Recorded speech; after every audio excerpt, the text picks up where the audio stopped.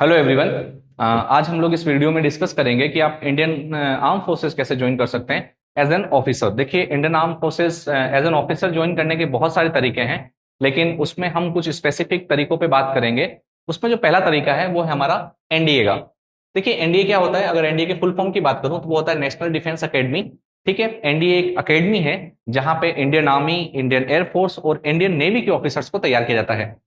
ठीक है। एनडीए कहाँ है? तो देखिए, एनडीए महाराष्ट्र के पुणे के खड़कवासला में है। ठीक है। अब आता है कि भाई एनडीए क्या। देखिए, एक एनडीए का एग्जाम भी है, आपको पहले उस एग्जाम को देना पड़ेगा, एनडीए के एग्जाम को। अगर आपको क्लियर कर लेते हैं तो आपको एनडीए में जगह मिल जाएगी। तो क्या एनडीए में सिर्फ एग्जाम देना पड़ेगा? जी नहीं। आपको ऑफिसर बनने के लिए आर्मी में तीन प्रोसेस फॉलो करने पड़ते हैं। पहला, रिटन एग्जाम, जैसा कि हमने कहा कि अगर आप एनडीए का एग्जाम क्लियर कर लेते हैं तो आपका स्टेज 1 क्लियर हो जाता है। ठीक है। दूसरा है एसएसबी, जिसको इंटरव्यू बोला जाता है। ये 5 दिनों का एक प्रोसेस होता है, 5 डे इंटरव्यू चलता है ये आपका पूरा। इसको हम किसी और वीडियो में बात करेंगे पूरी डिटेल्स के साथ कि एसएसबी में क्या क्या होता है, कौन कौन से टास्क होते हैं। उसके बाद आपका मेडिकल होता है। तो अब हम आते हैं हमारी वीडियो पे कि इंडियन आर्मी, इंडियन नेवी और इंडियन एयरफोर्स में ऑफिसर बनने के लिए जो एग्जाम होता है उस एग्जाम का नाम है एनडीए। तो कौन दे सकता है?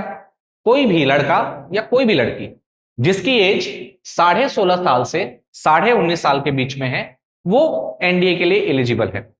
ठीक है। 16.5 से 19.5, मेल फीमेल दोनों, बॉय गर्ल दोनों दे सकते हैं। अगला आता है कि आपका एजुकेशनल, जो एजुकेशन क्वालिफिकेशन है वो क्या होना चाहिए।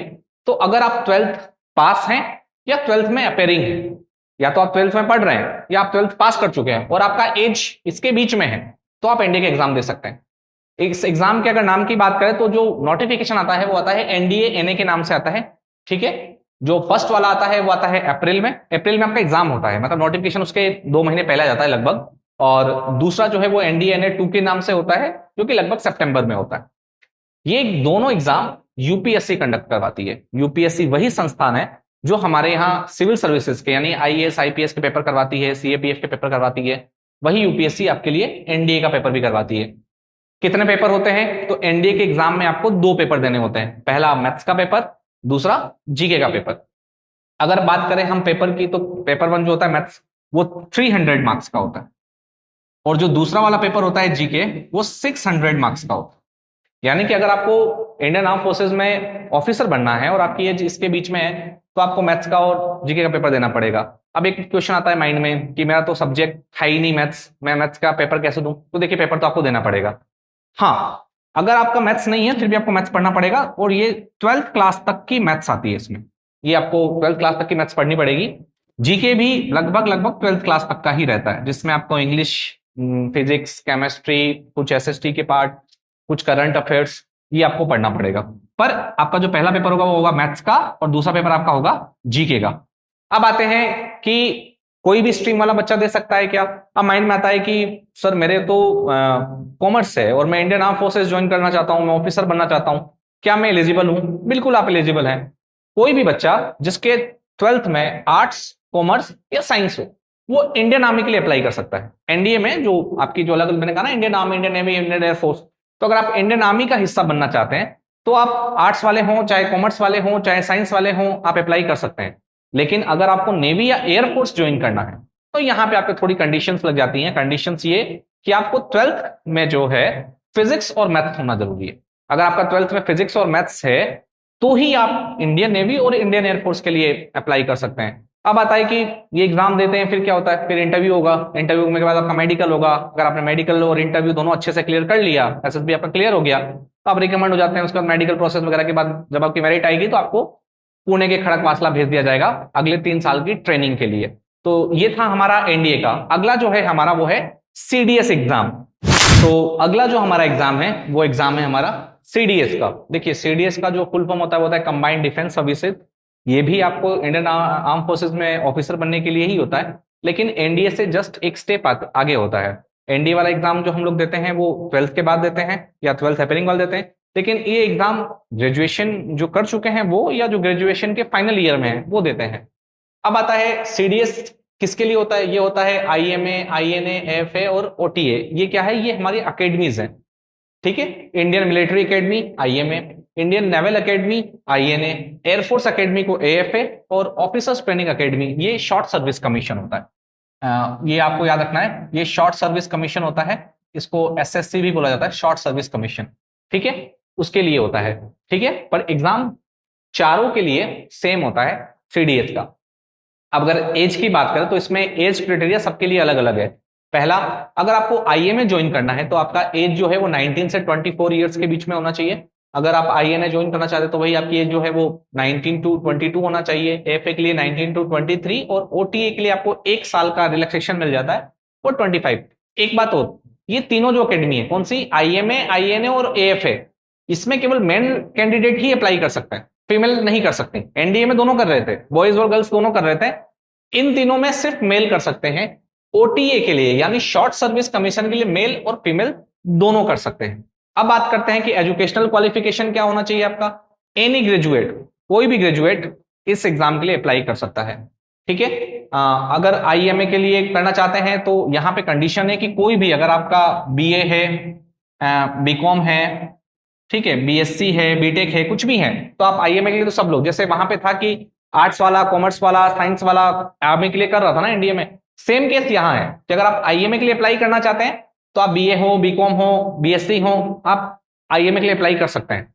लेकिन अगर आपको INA के लिए अप्लाई करना है, इंडियन नेवल एकेडमी के लिए अप्लाई करना है, तो आपका BTech होना जरूरी है, यानी आपको इंजीनियरिंग की डिग्री, BE BTech, यानी आपके पास इंजीनियरिंग की डिग्री होना चाहिए। आपको नेवी ज्वाइन करना है CDH के थ्रू। तो अगर एयरफोर्स आपको ज्वाइन करना है तो आपका फिजिक्स और मैथ्स होना ग्रेजुएशन में जरूरी है, यानी BSc वाले भी कर सकते हैं और BTech वाले भी कर सकते हैं। अब बात करते हैं पेपर की, तो इसमें आपको 3 पेपर देने होते हैं। अगर आपको इन तीनों एकेडमी को ज्वाइन करना है, यानी कि Indian military academy, Indian naval academy और इंडियन एयरफोर्स एकेडमी ज्वाइन करना है, तो आपको 3 पेपर देने पड़ेंगे। कौन कौन से, पहला इंग्लिश का, दूसरा GK और GS का, और तीसरा आपको मैथ्स का पेपर देना पड़ेगा। लेकिन अगर आपको सिर्फ OTA ज्वाइन करना है, यानी अगर आप या तो फीमेल कैंडिडेट हैं या आपको सिर्फ OTA ज्वाइन करना है, तो आपको सिर्फ OTA ज्वाइन करने के लिए आपको 2 ही पेपर देने पड़ते हैं। पहला आपको इंग्लिश का पेपर देना पड़ेगा और दूसरा आपको GK का पेपर देना पड़ेगा। यानी कि अगर आप फीमेल कैंडिडेट हैं या आपका मैथ्स नहीं आती, आपको मैथ्स का पेपर नहीं देना है, तो आप OTA ज्वाइन कर सकते हैं। शॉर्ट सर्विस कमीशन है ये, 10+4 ईयर की ही सर्विस होती है, तो आप OTA के लिए एलिजिबल है। लेकिन अगर आपको इन तीनों में से कोई भी एकेडमी ज्वाइन करनी है, ठीक है, तो आपको मैथ्स का पेपर भी देना पड़ेगा। इच सब्जेक्ट 100 मार्क्स का होता है, तो OTA वाले बच्चों को 2 ही पेपर देने हैं, तो उनका 200 मार्क्स का होगा, और बाकी जो तीनों एकेडमी है उनके लिए जो आपका पेपर होगा वो 300 मार्क्स का होगा। वापिस ये एग्जाम UPSC ही कंडक्ट करवाती है, पर इसके आगे का प्रोसेस UPSC के हाथ में नहीं होता। उसके लिए आपको अपने बोर्ड के सामने, जो आपका इंटरव्यू बोर्ड होगा, SSB बोर्ड होगा, उसके सामने आपको प्रेजेंट होना पड़ेगा। UPSC आपका इंटरव्यू नहीं लेती, UPSC आपका सिर्फ एग्जाम करवाती है। उसके बाद का प्रोसेस जो होता है वो हमारे आगे की अकेडमीज या जो हमारे बोर्ड्स होते हैं वो करती हैं। तो फ्रेंड्स, अब जो हमारी तीसरा जो एग्जाम है, तीसरी जो एंट्री है, वो है FCAT एंट्री। इसका अगर फुल फॉर्म की बात करें तो एयरफोर्स कॉमन एडमिशन टेस्ट होता है, जो कि इंडियन एयरफोर्स करवाती है अपने ऑफिसर्स के लिए। इसको हम 2 कैटेगरी में डिवाइड कर सकते हैं, एक फ्लाइंग ब्रांच और दूसरा ग्राउंड ड्यूटी। फ्लाइंग ब्रांच अगर आपको, हाँ एक चीज और, ये दोनों होता है, शॉर्ट सर्विस भी होता है और कुछ कैटेगरीज में परमानेंट कमीशन भी आपको मिलता है। वहां पे IMA, INA और जो AFA था वो परमानेंट कमीशन था। FCAT शॉर्ट सर्विस भी होता है और परमानेंट। कुछ फ्लाइंग ब्रांच में कुछ वैकेंसीज आती हैं, 2 से 4 वैकेंसीज परमानेंट कमीशन की, बाकी सब शॉर्ट सर्विस की होती है। ग्राउंड ड्यूटी में भी सेम होता है, कुछ शॉर्ट सर्विस की होती है और कुछ परमानेंट कमीशन की होती है। फ्लाइंग ब्रांच अगर आपको ज्वाइन करना है तो आपकी जो एज है वो 19 टू 24 होना चाहिए FCAT के एग्जाम के लिए। और ग्राउंड ड्यूटी के लिए थोड़ा सा आपको इसमें रिलैक्सेशन मिल जाता है 2 साल का, वो 19 टू 26 हो जाता है। वापिस अगर मैं बात करूं एजुकेशनल बैकग्राउंड की, तो फिजिक्स प्लस मैथ्स, यानी कि अगर आप BSc या BTech वाले हैं तो आप फ्लाइंग ब्रांच के लिए अप्लाई कर सकते हैं। लेकिन अगर आप कोई भी ग्रेजुएट है, आपने BA, BCom या BTech कुछ भी कर रखा है, आप ग्राउंड ड्यूटी में जाना चाहते हैं, लॉजिस्टिक वगैरह में, एडमिनिस्ट्रेटिव में, तो आप अप्लाई कर सकते हैं, लेकिन आप ग्राउंड ड्यूटी या लॉजिस्टिक डिपार्टमेंट में जाएंगे। FCAT एग्जाम साल में ये भी 2 बार होता है। FCAT 1 अगस्त में होता है और FCAT 2 फरवरी में होता है। अगर आप इसका रिटर्न, हाँ इसमें बात करें जो मार्क्स की, तो ये मार्क्स लगभग ये पेपर 300 नंबर का होता है। ये पेपर 300 के बाद आपका, अगर 300 में से आपका जो कट ऑफ निकलता है उसके अकॉर्डिंग फिर आपको एएफएसबी, एयरफोर्स सिलेक्शन बोर्ड के सामने आपको इंटरव्यू के लिए प्रेजेंट होना पड़ता है।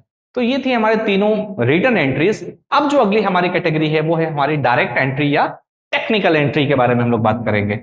अब जो हमारी अगली एंट्री है, अगर आप इंडियन आर्म फोर्सेज में ऑफिसर बनना चाहते हैं, तो अगर आप टेक्निकल एंट्री या डायरेक्ट एंट्री से जाना चाहते हैं, तो ये एंट्रीज हैं TGC, SSC tech, INET, NCC entry या जैग एंट्री। देखिए इसमें एक फायदा है, इसमें आपको कोई रिटन एग्जाम नहीं देना होता। इस एंट्रीज के अंदर आपको सीधे इंटरव्यू के लिए कॉल आ जाता है। उसके लिए आपको एक प्रोसेस होता है, उस प्रोसेस को फॉलो करना है। अब कौन किसके लिए एलिजिबल है वो हम एक एक करके डिस्कस करते हैं। देखिए इन सारी एंट्रीज में एक चीज कॉमन है, वो है आपका एज क्राइटेरिया 20 to 27। अगर आप इस एज में के बीच में, अगर आपका एज है 20 to 27 के बीच में, तो आप डायरेक्ट एंट्रीज के लिए अप्लाई कर सकते हैं। अब बात करते हैं टीजीसी की। देखिए अगर आप टीजीसी एंट्री, जो कि टेक्निकल ग्रेजुएट कोर्स होता है, ये एक परमानेंट कमीशन ऑफिसर्स के लिए होता है। और अगर आपने बीटेक किया हुआ है, बीई बीटेक किया हुआ है आपने किसी भी यूनिवर्सिटी से, तो आप टीजीसी के लिए अप्लाई कर सकते हैं। आपकी ट्रेनिंग अगर आप एसएसबी को क्लियर कर लेते हैं, तो मेडिकल भी आपका क्लियर हो जाता है और मेरिट हो जाते हैं, तो आपको आईएमए में, इंडियन मिलिट्री एकेडमी देहरादून में आपकी ट्रेनिंग होती है। परमानेंट कमीशन है, आप ऑफिसर्स डायरेक्ट आप लेफ्टिनेंट बन जाते हैं टीजीसी के अंदर। दूसरी टेक्निकल एंट्री ही है इंडियन आर्मी के लिए, वो है एसएससी टेक।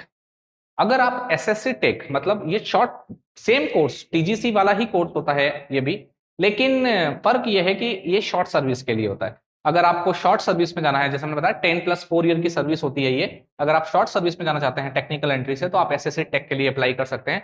आपकी ट्रेनिंग ओटीए में होती है। ओटीए चेन्नई में भी है और ओटीए गया में भी। अभी लास्ट जो अभी एसएससी टेक वालों की जो ट्रेनिंग शुरू हुई है, वो ओटीए गया में भी शुरू हो चुकी है। तो आपको ओटीए चेन्नई भी भेजा जा सकता है और ओटीए गया में भी भेजा जा सकता है। आईनेट, ये भी एक शॉर्ट सर्विस कमीशन होता है, नेवी के लिए टेक्निकल एंट्री होती है। अगर आपने बीटेक किया हुआ है किसी भी स्ट्रीम में, तो आप आईनेट के लिए अप्लाई कर सकते हैं और आप एसएसबी क्लियर करने के बाद आप इंडियन नेवी ज्वाइन कर सकते हैं। एनसीसी एंट्री उन कैंडिडेट के लिए होता है जिनके पास एनसीसी का सी सर्टिफिकेट होता है। अगर आप एनसीसी का अगर सी सर्टिफिकेट आपके पास है, आप एनसीसी सी सर्टिफिकेट होल्डर हैं, तो आप एनसीसी एंट्री के लिए अप्लाई कर सकते हैं। और ग्रेजुएशन होना जरूरी है एनसीसी के लिए भी, अगर आप ग्रेजुएट हैं प्लस सी सर्टिफिकेट है आपके पास। अगला जो है जेग एंट्री, ये लीगल सेल के लिए होता है। अगर आपने एलएलबी और एलएलएम किया हुआ है किसी यूनिवर्सिटी से और आप इंडियन आर्मी ज्वाइन करना चाहते हैं, इंडियन आर्मी या इंडियन आर्म फोर्सेस का लीगल सेल ज्वाइन करना चाहते हैं, तो जेग एंट्री के थ्रू आप अप्लाई कर सकते हैं। और आपका एसएसबी और मेडिकल क्लियर होने के बाद, मेरिट इन अगर आप हो जाते हैं, तो आपकी, हाँ, ये दोनों एंट्रीज वापस मैं आपको बताता हूँ, ये भी शॉर्ट सर्विस एंट्री ही होती है, शॉर्ट सर्विस कमीशन ही होता है। यानी आपकी सर्विस 10+4, यानी 10 ईयर्स प्लस 4 ईयर एक्सटेंड हो जाती है, 14 ईयर्स की सर्विस ही होती है ये दोनों एंट्रीज। तो थैंक यू सो मच कि आपने इस वीडियो को देखा। आप, आई होप कि आपको वीडियो अच्छी लगी होगी। आप इस वीडियो को लाइक करें, ज्यादा से ज्यादा लोगों के साथ शेयर करें, ताकि लोगों को भी डिटेल्स मिल सके कि इंडियन आर्म फोर्सेस कैसे ज्वाइन कर सकते हैं। Thank you so much.